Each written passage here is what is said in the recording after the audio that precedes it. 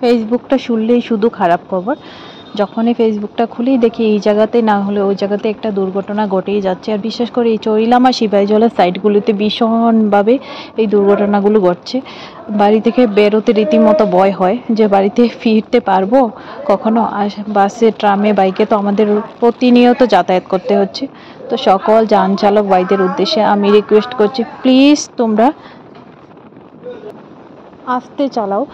কারণ কালকে চৈলামের এই জায়গাটাতে একটা দুর্ঘটনা ঘটেছে এবং মানে ঘটনাস্থলে একটা প্রাণ চলে গেল, অনেক আরও 3-4 জন গুরুতর আহত দেখেছি। আমার ভীষণ খারাপ লেগেছে আজকে যখন আমি সকালে আসছিলাম এই জায়গাটা দেখে, কারণ আমি প্রতিদিন এই জায়গাটা দিয়ে আসা যাওয়া করি, প্রত্যেক দিন আমার যেতে হয়। তো সবার কাছে রিকোয়েস্ট করবো, প্লিজ আস্তে চালাও। কারণ তোমাদের বাড়িতে অনেক প্রিয়জনরা অপেক্ষা করছে, আমাদের অনেক প্রিয়জনরা বাড়িতে অনেক আশা নিয়ে অপেক্ষা করে আমাদের বাড়িতে ফিরার আশা। আমার বাড়িতে একটা ছোট বাচ্চা আছে, সে তার মায়ের অপেক্ষায় থাকে। এইরকম প্রত্যেকটা মানুষেরই কত না কত প্রিয়জন অপেক্ষা করে থাকে।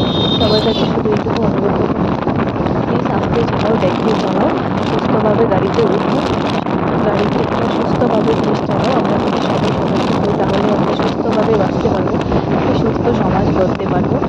একে অপরের প্রতি যদি কেয়ার করি, খেয়াল রাখি, সবাই যদি ঠিকঠাকভাবে চলি তাহলে নিশ্চয়ই আমাদের এই দুর্ঘটনাগুলো খুব কম হবে। এইটাই আমি আশা করছি। সবার কাছে রিকোয়েস্ট, প্লিজ আস্তে চালাও।